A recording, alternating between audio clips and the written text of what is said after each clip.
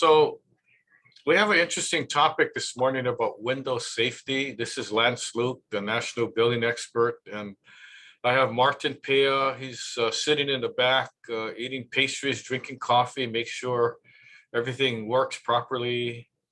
I think he has a battery backup system just in case we lose power. We can still broadcast the show. But anyway, welcome and thanks for joining. If you joined us before, you probably know that you're going to learn some things.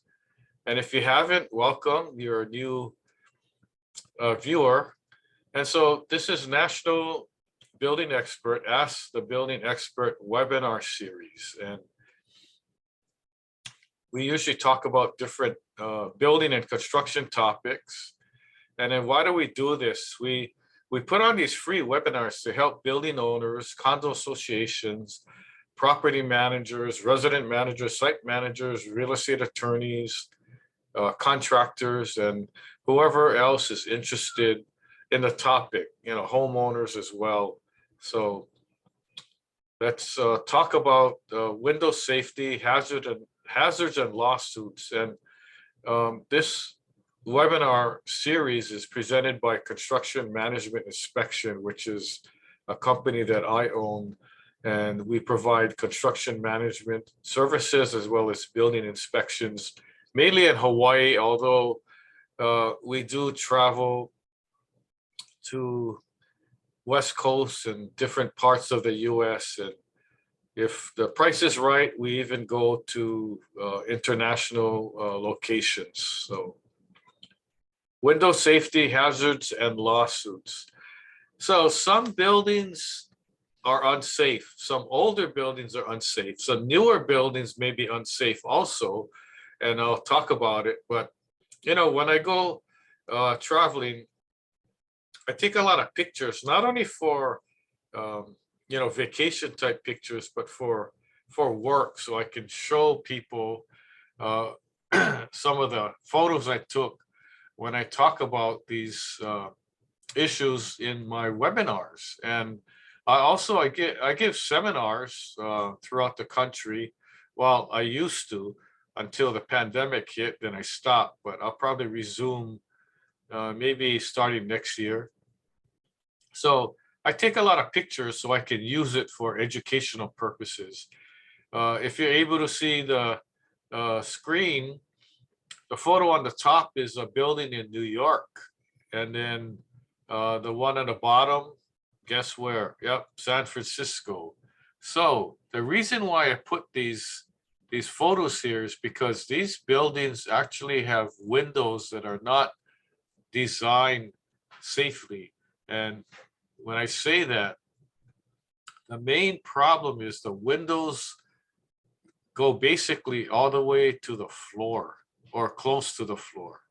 So when you have a window close to the floor, that's like maybe 1 foot, 2 feet from the floor, that's a low window. So when the window's open, a child can fall out. And that's one of the biggest safety issues that I'm going to talk about on with respect to windows. And because the buildings were built long ago in the 20s, 30s, 40s, 50s, the building code actually allowed windows to be that low. But then over time, they found out that it wasn't a really safe condition. So they started changing the building code to require higher windows on your wall, and then also bars and security devices. So let's talk about types of unsafe windows. Okay, you got low to the floor or at floor level, which I just mentioned, and then you also have low window wall. If you have jalousies, a lot of older buildings, the jalousie windows start from the floor and they go, halfway, or they go all the way up to the ceiling. So let's take a look at the photo on the bottom.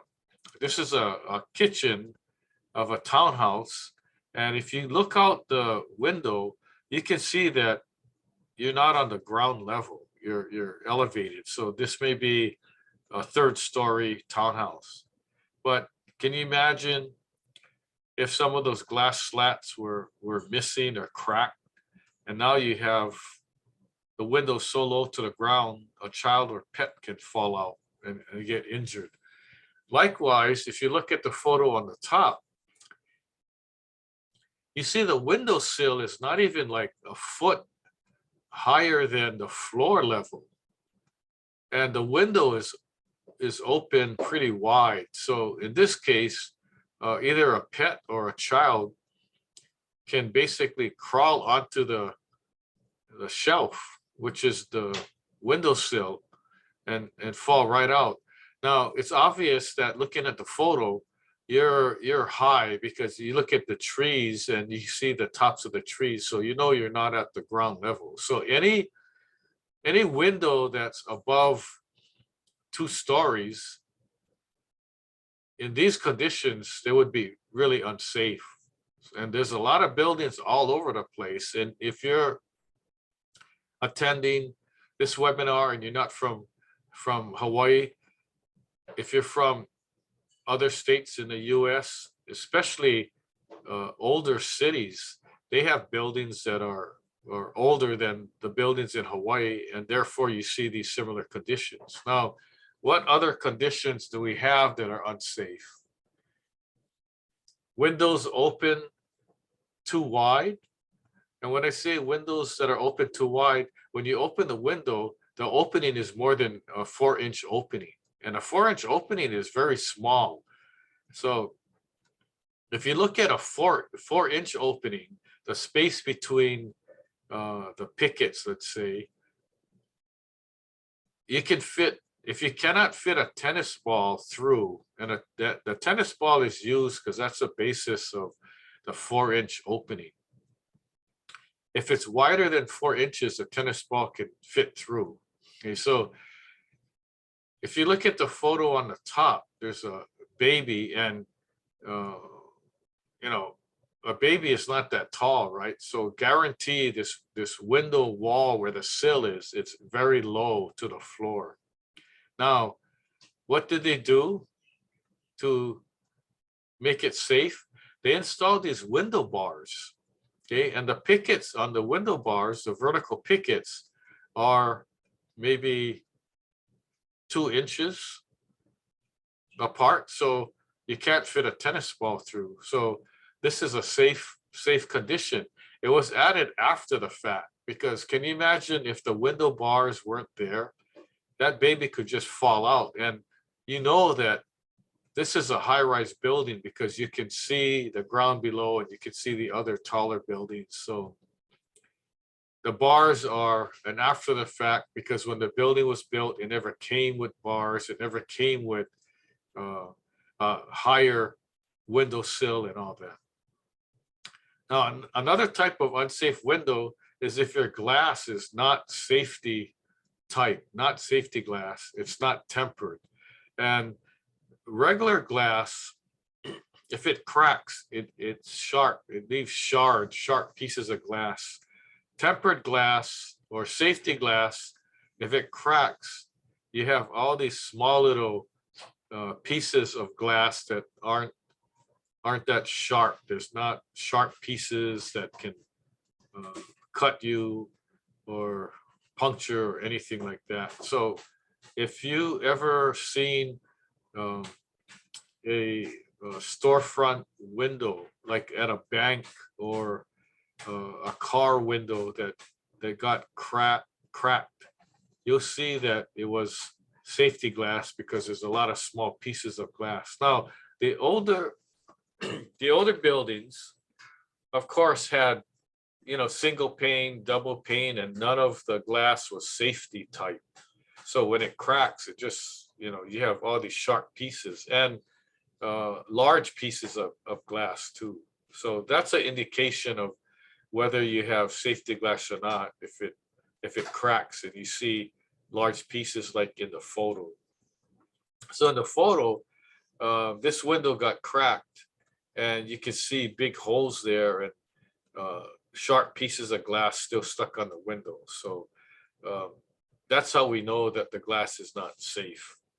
Now, what else do we have about safety recommendations or unsafe windows? So the key here is if your windows are old, and how do you make your windows safer? Because you may not be able to change your windows. Okay, if it's an older building, you can't just change out your window and not change out the other windows if it's a condo building or even if it's an apartment building. So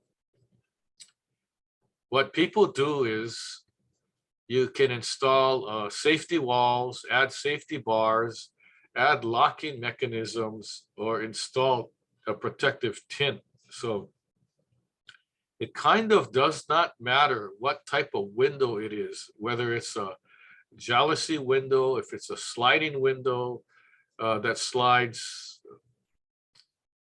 you know, either side, or you have a hung window where it's up and down, or a casement window, awning type, where it when you open it, it goes out, okay, rather than in.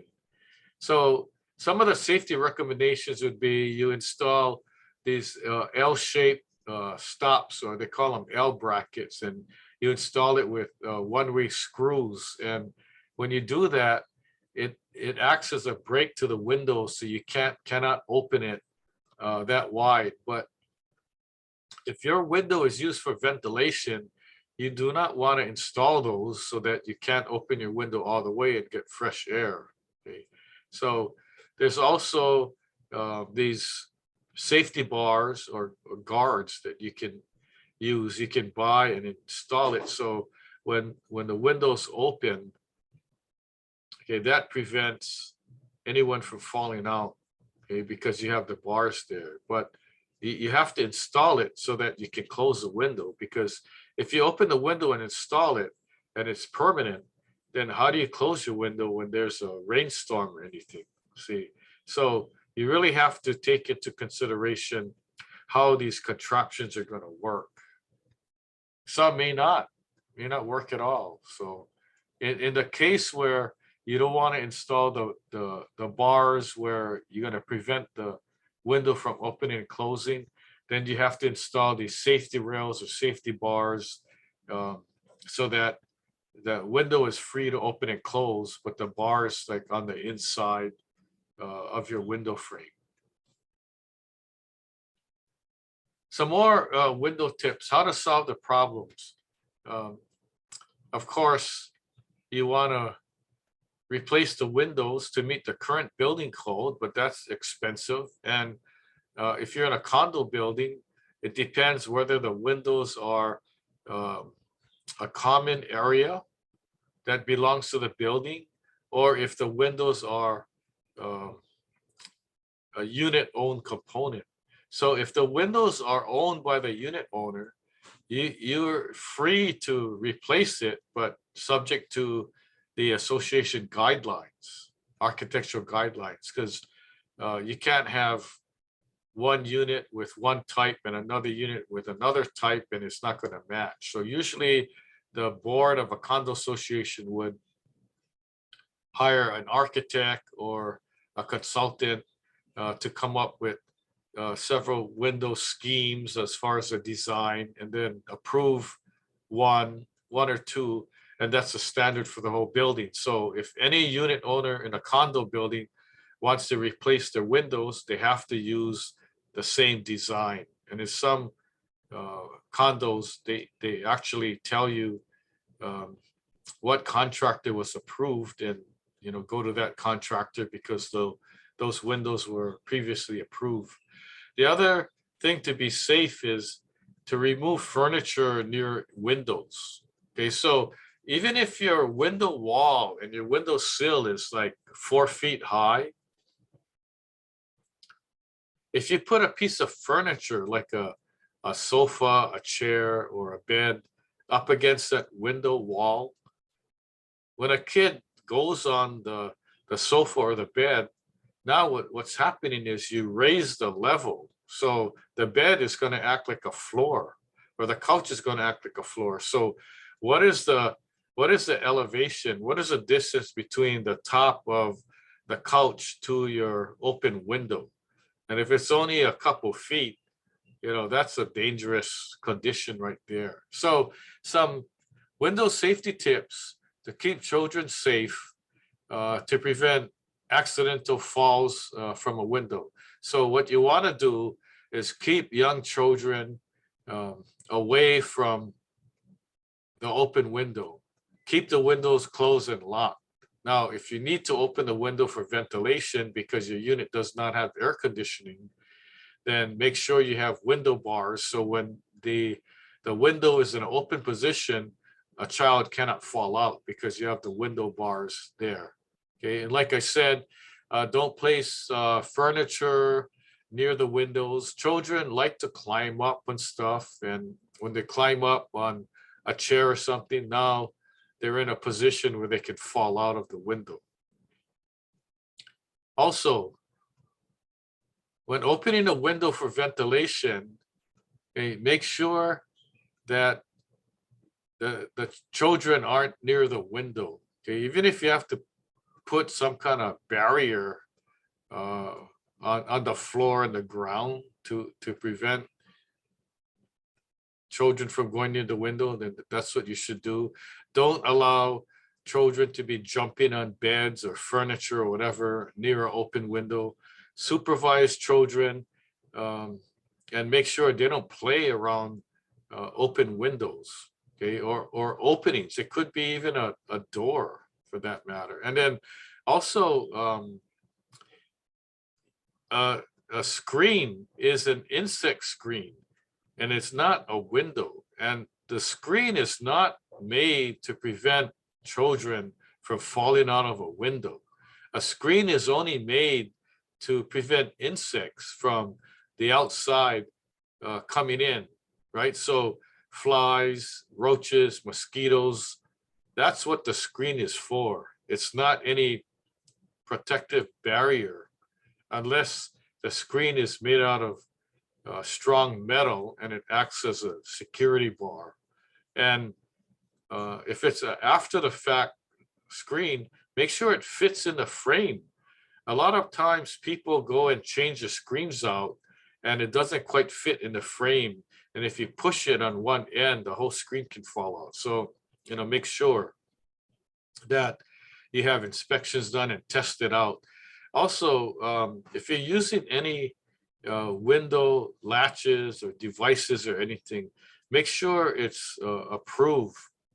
ASTM is the American Standard Testing Material, and that's a United States company. And so just don't buy contraptions that aren't tested and not safe, and they're going to last. If you buy some cheap brackets or whatever, how do you know they're going to hold up? So in this case, when it comes to child safety, I would buy the most expensive and durable brackets that you can find, not the cheap stuff, because there's a lot of cheap things on the market and they're not made in the US and they use inferior materials and they just don't last too long. Okay, so when it comes to safety, you want to spend some money and get high quality building materials. Now let's talk about some case studies here. Some of these case studies are not something that I really want to talk about, but for purpose of this webinar and for safety, I will. So you have headlines such as child falls out window of high-rise building, toddler falls through screen, baby crawls through AC hole in the wall. And then I have screenshots of actual articles that came out this year, okay? And these are national headlines, national publications that came out in the big news media. Okay, and the first one is the headline: Residents cite safety concerns after 1-year-old falls from third-story window in Englewood. Okay, and there's um, a video. Okay, and uh, because these are screenshots, I can't play the video for you. But uh, the the article said that Chicago police said a 1-year-old boy fell through a screen and out of a third-story window in the neighborhood. Okay, so remember I told you that the screen is not a window and it's just for insects. So apparently the window was open. The screen either was loose or was broken. There was a hole in it, and the 1-year-old boy fell through the screen. Okay, and 3 stories. So can you imagine? A kid falls out 3 stories. Is a kid gonna survive that? We don't know. I'm not sure what happened, but the next story, uh, and it's happened in New York. A 3-year-old dies from falling out a window of a 29-story building. Well, the building was higher than 29 floors, but the 3-year-old fell out. Now, how did he fall out? I don't know if the kid was standing on a chair or a piece of furniture or what happened there. Okay, but these are cases, and um, I'm not happy about it when there's an injury or death, because these things could have been prevented. And that's one of the reasons why we're having this webinar today, because we want to keep everybody safe. And you know, these kids, they don't know any better. They're 1-year-old, 3 years old. They never got taught about, or they don't have the mental ability to understand the how a window could be unsafe. Okay, so that's why they need uh, guidance, or uh, you know, guardianship, or parents to be watching, or older siblings to be watching them. And everybody needs to understand that if your windows are too low to the ground, you know, you can't have furniture, you can't have a baby running around and climbing on furniture, and all it takes is a split second. That's it.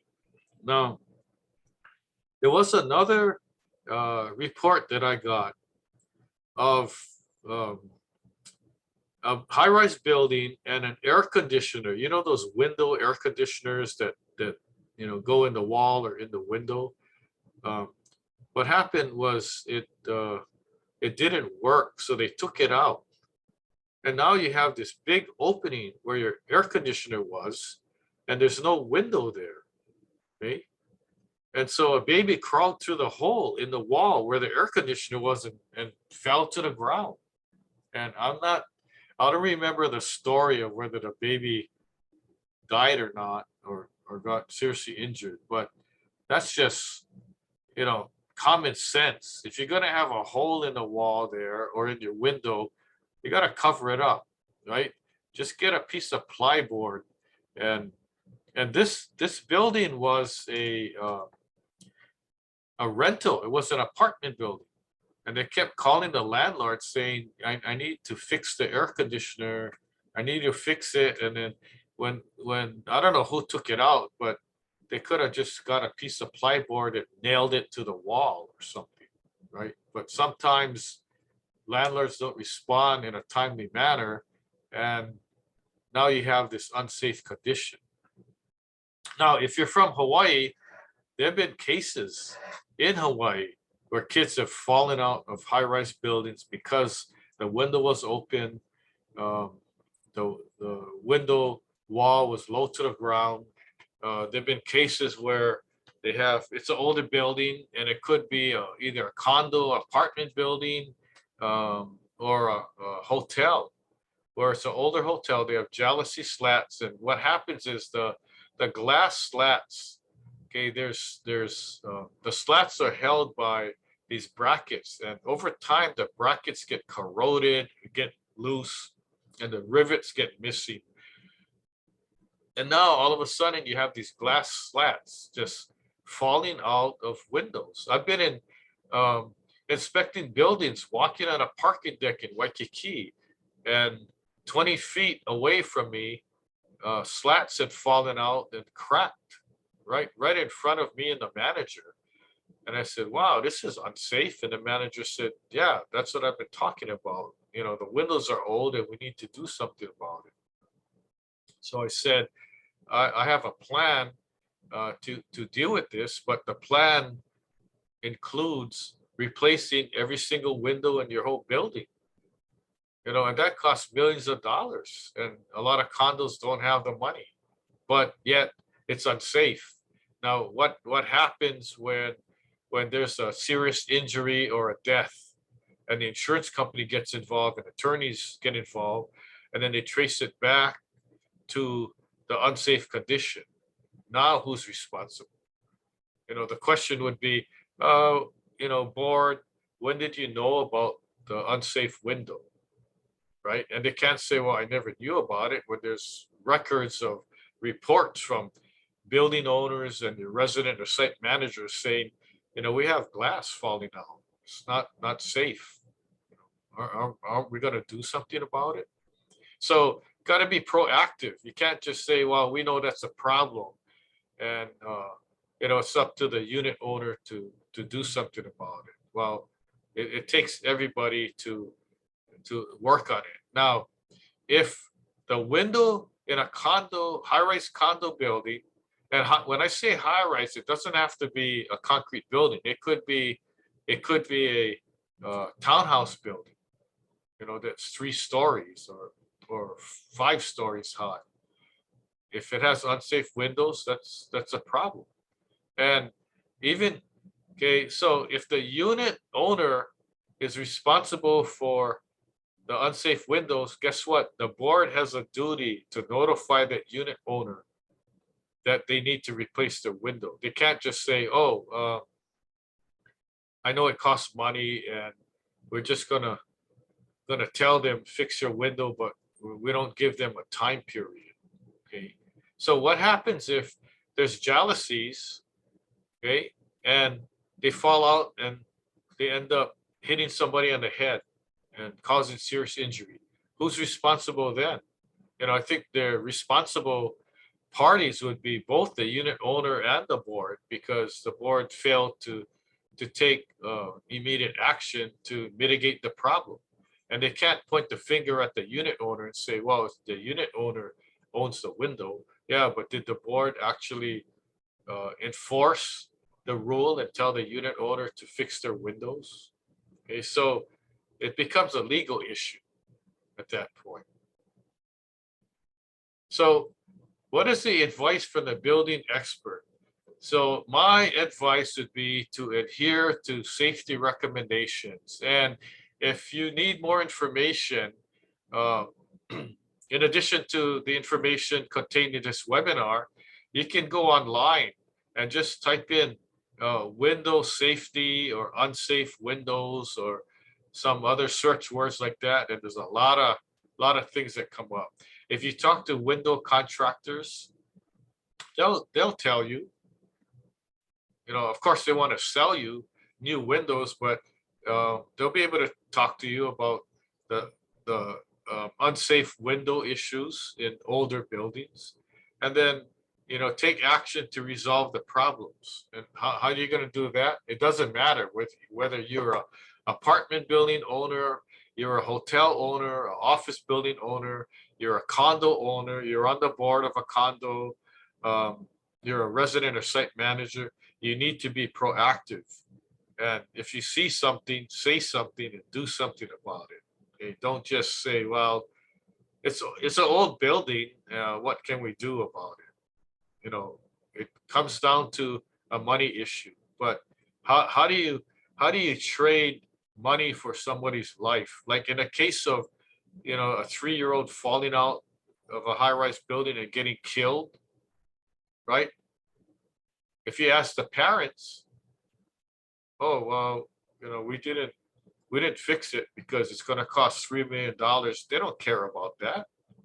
Okay, what is a person's life worth? So it's all about keeping the building safe and keeping everyone else safe.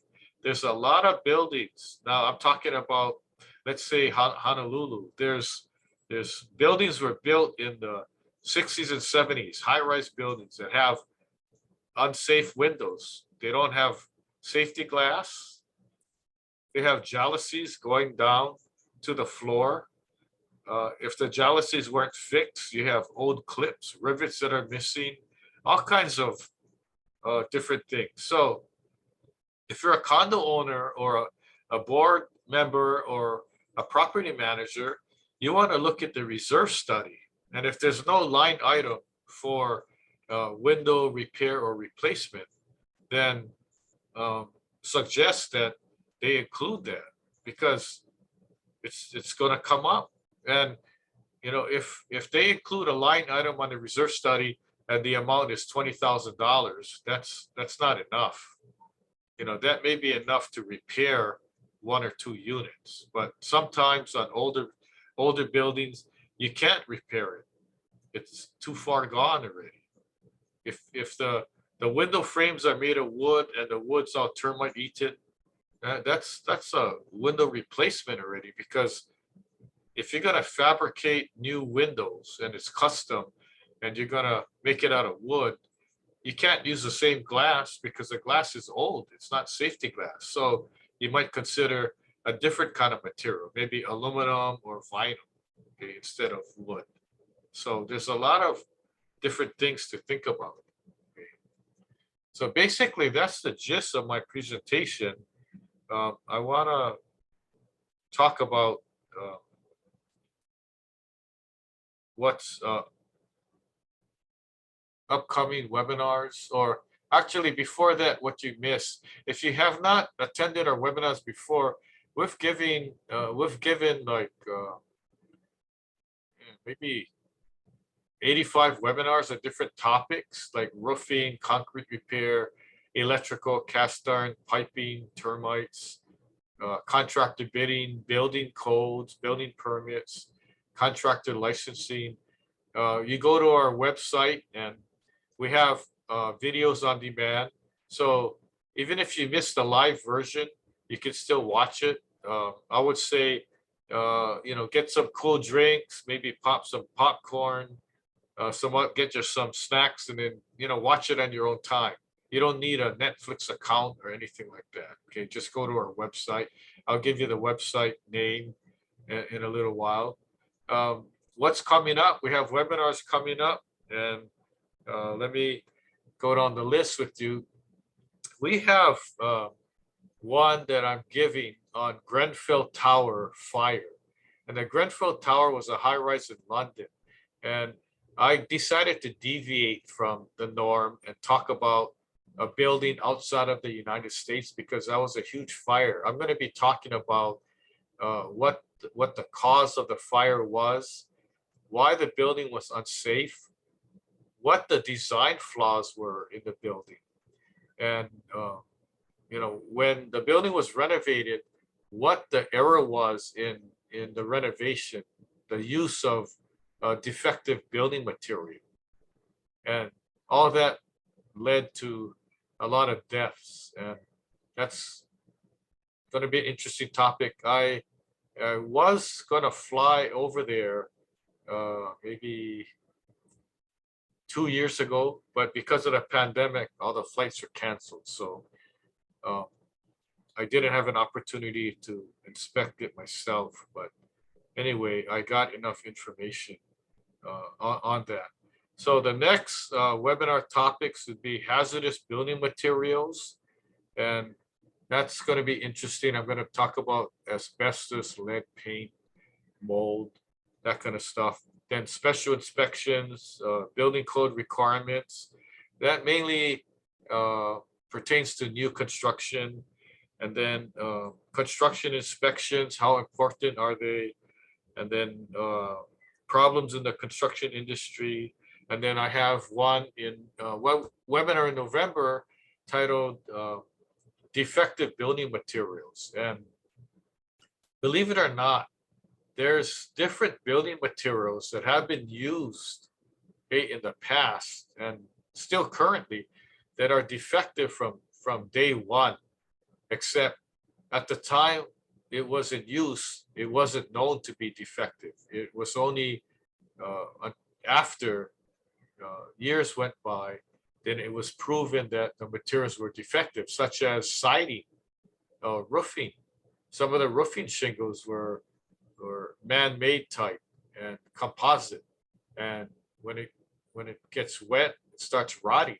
Siding, same thing, masonite siding. So I consider those defective building materials. Lately, there's drywall and other things. So I try to come up with interesting topics. Plus that I listen to the audience. If you guys think of topics that you're interested in and you want me to cover it, shoot us an email and we'll be happy to consider it.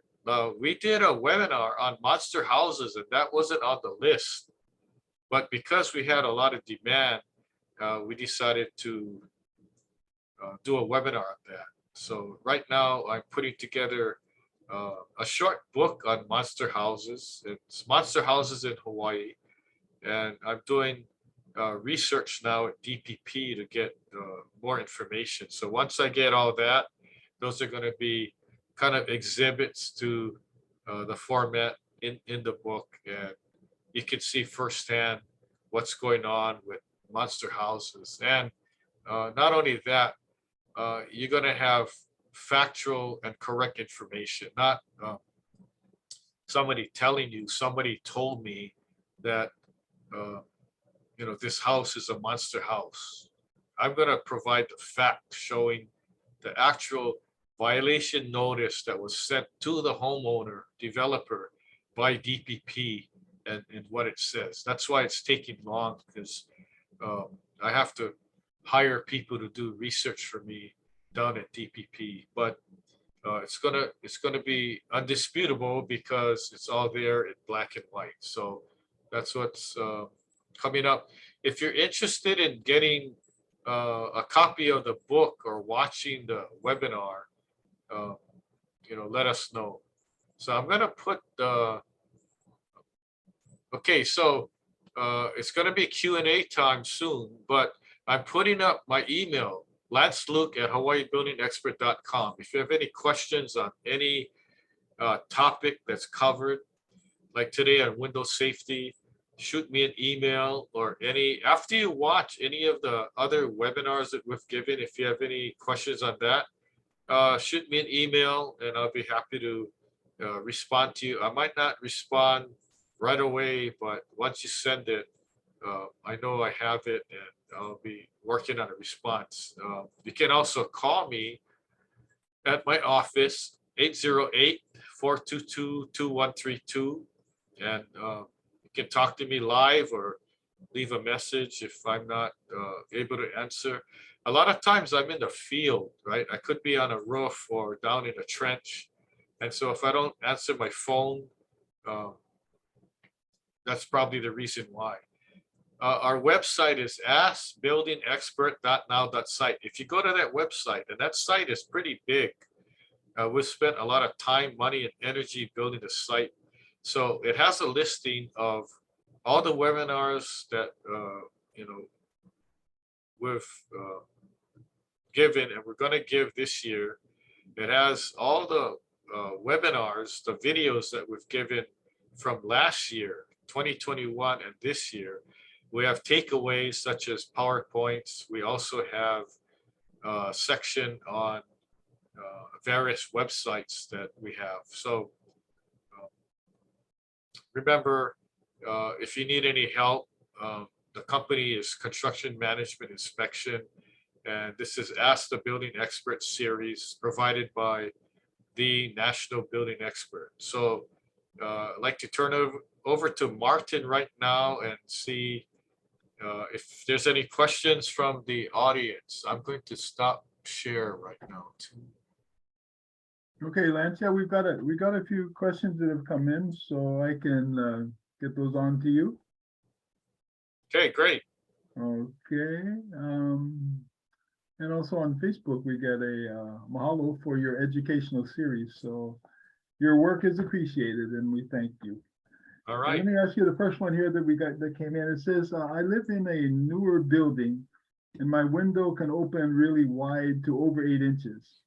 When I bought the unit, I complained to the developer, but they gave me a letter that said that the windows were installed to proper specifications. What can I do now? Okay, so let me explain. I don't know what the contents of the letter is, but if you still have it, email it to me and I'll take a look. So if the topic is the window was installed per spec, that's separate from if the window is unsafe. So it very well could be installed per window specifications, installed in the wall, proper caulking and all that. But the fact that you can open the window wide, and if you look at the photo of the window behind me, you see how wide that window is. You can open it what looks like maybe 12 inches. Okay, so it could be to code, okay, installed to code, but the issue is when it's open too wide, that becomes a safety issue. So in this case, it could be installed to code, but it's unsafe. Okay, so I remember inspecting a building on Queen Street, and I forget the name, but it's downtown, and it's across from 7-Eleven, and it's kind of a newer high-rise building in Kaka'ako, but it's not new. And when I open the window all the way, and the window wall is high, but it locked. So I opened it about over 2.5 feet, I think, and then it locked. Okay, so it locked in the open position. For me to reach out to get the window handle, okay, it becomes unsafe because the window was open so wide, and I can imagine that a smaller person would be reaching out to grab that window handle to unlock it. And how you unlock it is you got to grab the handle, you got to push the window out and then back in. So that's, to me, that's unsafe because a smaller person could be reaching out over, and what if they happen to lose their balance and fall out of the window? Okay, so although it was installed to code, that's an unsafe condition. So I would probably bring it up with the board and see what can be done. If the board refuses, then I would suggest getting a window contractor, maybe the same contractor that installed the windows, and see if they can put some kind of brake mechanism or stop guard on it so you can't open the window that far. Now, on newer buildings, you have air conditioning, so you really don't need to open your windows, right? So if you put the guard on, maybe you can open the window a foot or something. Just try to see. But once the guard's put on, you won't be able to open the window any further. So maybe you want to install some window bars, horizontal window bars across or something. Okay, so there's things that can be done, but the developer could be correct in that it was installed to code. You probably just got to accept that and fix the windows on your own. Yeah, thanks for that answer, Lance. Sounds like installation and specifications being done right, and safety can be two separate issues. Yeah. And, Right. Okay. Thanks. Yeah. The other question, well, we got a couple more. Is I live in a condo building with jalousie windows. I told the manager that the windows are not safe due to glass falling out, but he said it was to code and nothing can be done. Is that true? Okay, well, here's another situation. It is true when the building was built, the windows conform to the building code. Today, the windows do not conform to the building code because the building code doesn't allow to have open windows all the way to the floor. Okay, the current code, and this is the IBC, International Building Code. Okay, the height of the windowsill from the floor has to be 36 inches. Okay, so you got 3 feet already. So, you know, do you have 3 feet of solid wall, or do you have windows, okay, in your building? In this case, you have jalousie windows. So it was conformed to the code and it's grandfathered in today, but it's not safe. So there's 2 issues. One, you can agree that and say, okay, I agree that when the building was built, it conformed to the building code at that time. It does not conform to the current code today. It doesn't have to be because it's grandfathered in, but it's just an unsafe condition. So I would attend the board meetings, write to the board and tell them, you know, we have a serious problem, and you know, maybe make copies of articles where kids have fallen out of open windows and all that, and try to do what you can to encourage the board to take action. Now, if you own the windows, because that's a component that belongs to the unit owner, you're free to replace the windows, okay? But you have to conform to the guidelines, architecture guidelines. Now, if the windows are common area, that means the association owns all the windows, then you're gonna really have to push hard to get the association, the board, to agree that the windows are unsafe and to take action in replacing it. Another option is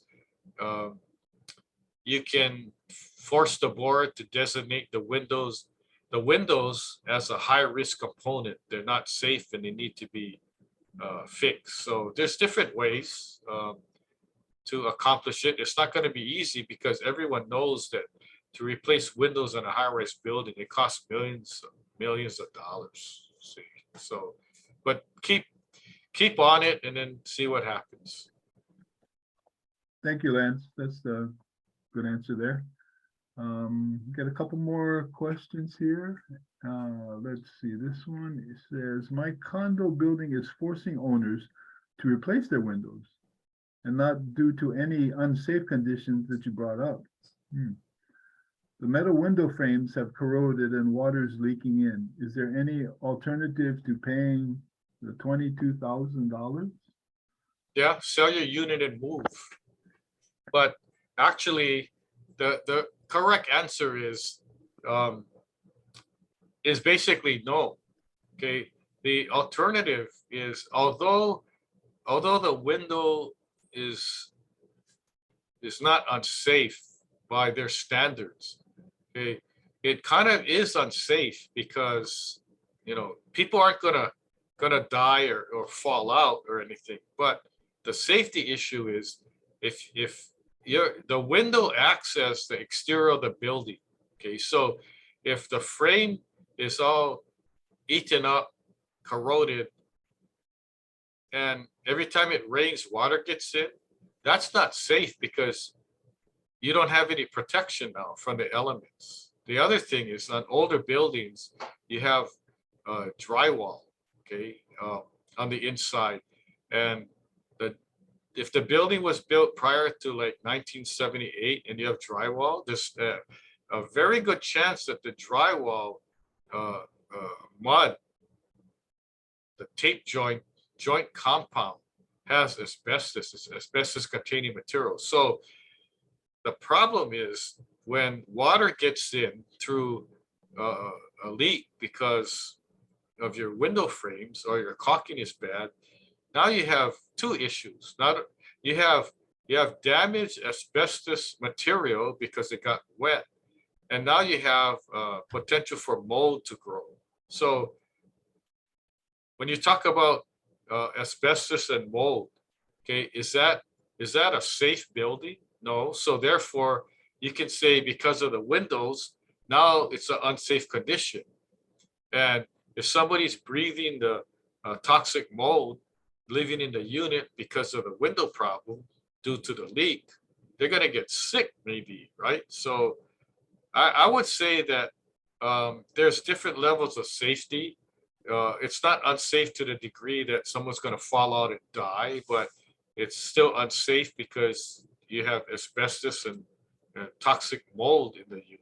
Okay, so um, I would agree in this case with the board in making a decision to replace the windows. And you bought into an older building, and that's just what's happening.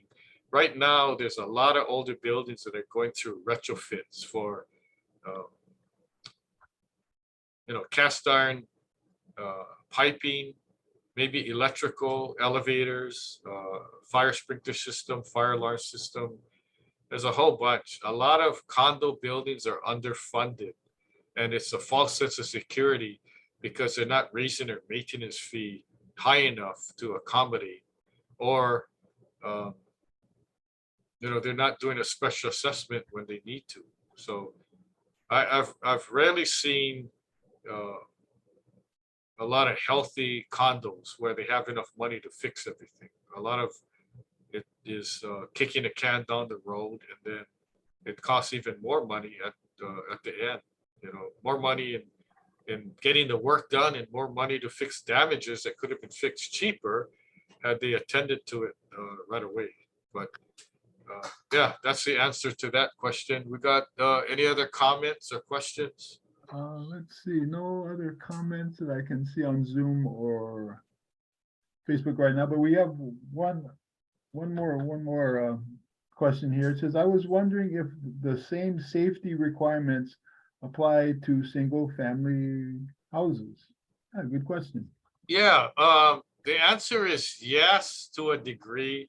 Now, in high-rise buildings, condos, office buildings, hotels, apartment buildings, they have to conform with the International Building Code. Okay, although it's residential and people are living in the buildings like it's a high-rise condo, the code that they have to conform to is the International Building Code. There's another code called the International Residential Code, IRC, and that code has it's a code where single family dwelling units have to follow. One house, two house, maybe up to 4 houses. So there's a difference. So the International Residential Code, some of it may apply, but not the bulk of it, dealing with high-rise condos and apartment buildings. Okay, so when you talk about single-family houses, on the first floor, the windows, it could be they're more lax. When you're going 2-story or 3-story in a house, it basically has to conform to the similar standards. You cannot have windows all the way to the ground where you can open it and all that.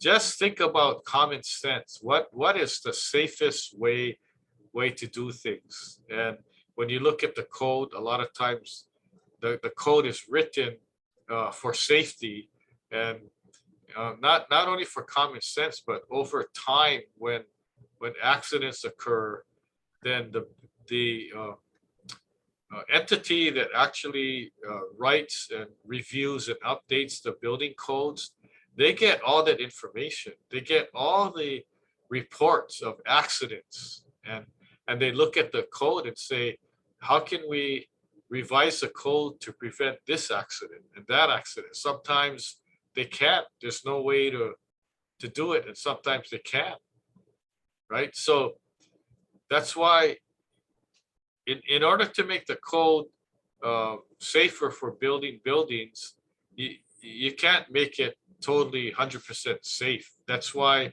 like, if the code says 36 inches and you put a high piece of furniture there, a kid could still fall out of the window, right? So that's why it changes into, from the code, it changes into preventive maintenance now. You can go to a hardware store and buy safety bars and install bars or clips or brackets and all that. So I don't think the code can be written to be 100% protection of every safety scenario that would come up, right? So unsafe scenario. So I don't think, and that's not the reason for the building code. If you look at the definition of the building code is minimum standards. Okay, you want like maximum standards for safety, but the building code is only written for minimum standards for building and construction, right? So keep that in mind. It's minimum. It's not maximum, or it's not in between.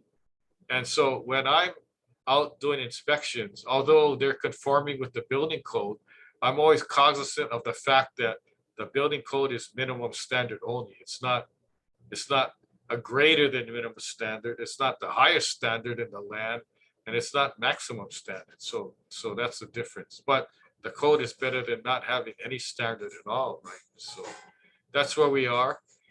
Any other last questions before we sign off? No, Lance, that was a very enlightening topic today. Safety always is, I know, but thank you for all that. That's all we Okay, get. sure. So thank you, everybody, for attending. If you're interested, tune in to our next webinar on the Grenfell Tower. That's going to be interesting because it's not any building in the United States, and it's in London. And I'm going to share some interesting secrets. Well, I'll give you a tidbit right now.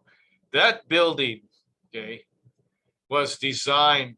It was a high-rise building designed with only one staircase. So when you have these buildings, high-rise buildings that have two stairways, emergency stairways in case of a fire on either side of the building, the Grenfell Tower only had one interior stairwell, one. So what are people to do in an evacuation? They're all going to pile up into the middle staircase and get trampled on and all that. Okay, so that's a fault already. And the other fault was their protocol in case of a fire.